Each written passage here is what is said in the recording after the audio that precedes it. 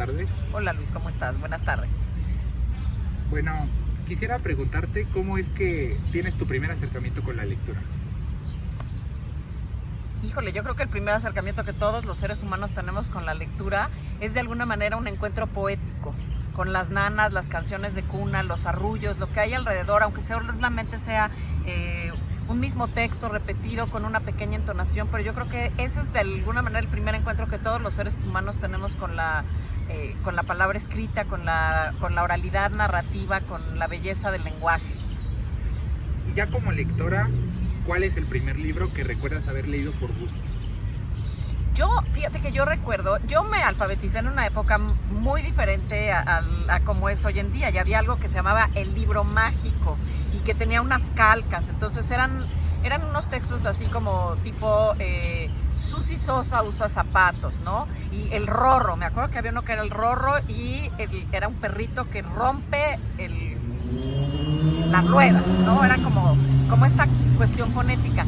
Pero me acuerdo que me compraron un libro de cuentos, mis papás, que se llamaba Y ahora un cuento. Y eran pues en realidad eran como cuentos breves, pero también tenía como poemas, como cositas pequeñas. Y ese recuerdo que fue como uno de los libros importantes en mi vida y que me acompañó durante muchísimos años. ¿Qué ventajas le encuentras a leer? Híjole, yo creo que leer nos hace libres, porque por muchas razones, pero fíjate que pienso, Luis, que somos una cultura escrita, somos una cultura que ha hecho de la lectura, de la escritura, la principal herramienta, por lo menos, para obtener aprendizajes, para obtener conocimientos, para manifestarnos en una sociedad, ¿no? Tú naces y tienes un acta de nacimiento, que es una cuestión escrita, y si no la tienes, pues estás de alguna manera excluido de una sociedad. Pero creo que al mismo tiempo, el que no lee, el que no escribe, el que no ejerce de todas las maneras posibles todo aquello, todas esas herramientas que forman parte de una cultura escrita, está excluido de las sociedades, del conocimiento y demás. Entonces, creo que lo que nos da como ninguna otra cosa la lectura es libertad. Libertad. ¿Te consideras escritora? Sí, me considero escritora y me gusta que todos mis alumnos se consideren escritores, ¿no? Incluso cuando trabajo yo con alumnos de secundaria, sí les hablo mucho de ustedes son los escritores, ustedes tomen las decisiones que tienes alrededor de un texto. Creo que todos, de alguna manera, somos escritores. Yo te decía antes de la entrevista, off the records, te decía que yo alguna vez, yo hubiera querido ser autor de literatura infantil, ¿no? Y cada vez que estaba yo en un taller de escritura me decían, está muy padre tu texto, pero no es para niños. Está muy padre tu texto, pero no suena, ¿no? Entonces, pues ya, escribo mucho cuento. Sin embargo, lo que más escribo en la actualidad es ensayo. Siendo mujer y escritora, ¿tú crees que las mujeres son menos publicadas que los hombres? Sí. ¿Por qué? Pues indudablemente creo que hay un sesgo histórico en eso, ¿no? El rezago que hay históricamente, porque el reflector ha estado centrado en una cultura machista, en una cultura donde, para empezar, quien durante mucho tiempo tuvo acceso a la universidad, a la escritura y demás, pues fueron muchos hombres, mucho más que mujeres. Y las mujeres que querían destacar, ejemplo claro, George Sand, tenía que usar un seudónimo masculino. Y eso te da pauta de cómo ha sido abrirse camino en la escritura para las mujeres. Sin embargo, voy a decir algo criticable en estos momentos en que el feminismo tiene tanto auge. A veces me preocupa la idea de la literatura de mujeres para mujeres, ¿no? Eso un poco como estos libros que solamente van a leer mujeres porque está escrito por mujeres. Entonces, me gustaría pensar no solamente en la escritura de las mujeres, sino en que el lector hombre también lea mujeres. Eso también es difícil. encontrarlo, ¿no? Y creo que ese es, o sea, formar lectores, hombres, mujeres, que se acerquen a la lectura y a la literatura por la calidad literaria, por lo que encuentras ahí, me parece que es hacia donde tendríamos que encaminarnos para que la literatura tampoco acabe siendo un motivo de... que siempre lo es, no, yo no niego que la literatura siempre es un motivo de denuncia, pero que no caigamos en el panfleto. ¿Tú crees que el círculo literario es muy cerrado para las mujeres?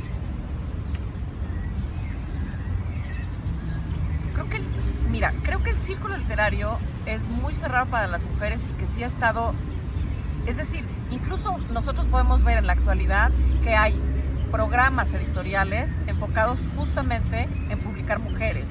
Por ejemplo, Vindictas es un ejemplo de una colección que está pensada en impulsar la publicación de obras escritas por mujeres.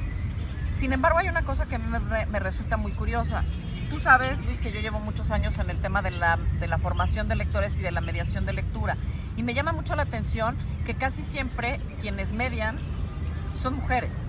Es decir, es mucho más fácil convocar en una escuela a quien quiere leer y quien quiere trabajar como mediador de lectura en un espacio y que empiece a ser mujeres.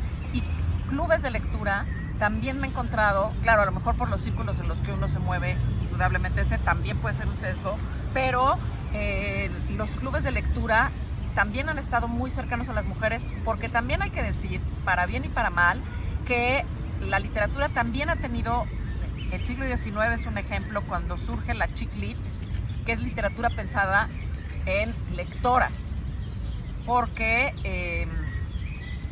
se consideraba también que tenían una cantidad de horas de ocio y que lo ideal era que tuvieran un espacio recreativo alrededor de la lectura. ¿Qué libro crees que debería leer toda mujer? El que ella quiera. Creo que el que ella quiera. Sin embargo, sí creo que hay algunos libros que creo que la literatura, como yo decía hace rato, sí nos invita a reflexionar sobre la sociedad que somos. Y esa es otra cosa que me preocupa. Me preocupa un poco en la actualidad esta idea de la literatura como lo políticamente correcto y dejarla ahí, porque creo que todo lo contrario nos invita a reflexionar. Libros a mí que me han marcado como con personajes femeninos fuertes, potentes y que invitan además a una reflexión de el papel de la figura femenina en la literatura. Pienso en Toni Morrison, por ejemplo, esta autora norteamericana. Pienso de ella particularmente en este libro, que es un libro que creo que cruza como todas las intersecciones. Es una niña, es mujer, es afroamericana, se llama Ojos Azules. Ese es un libro que me parece que vale la pena leer y reflexionar sobre él con esta perspectiva de género. Octavia Butler me parece que es otra autora que este libro de ella, que en español se ha traducido y además recientemente como Parentesco, y que también tiene como un dilema ético tanto desde el punto de vista de lo femenino como desde el punto de vista también de la esclavitud y del papel afroamericano.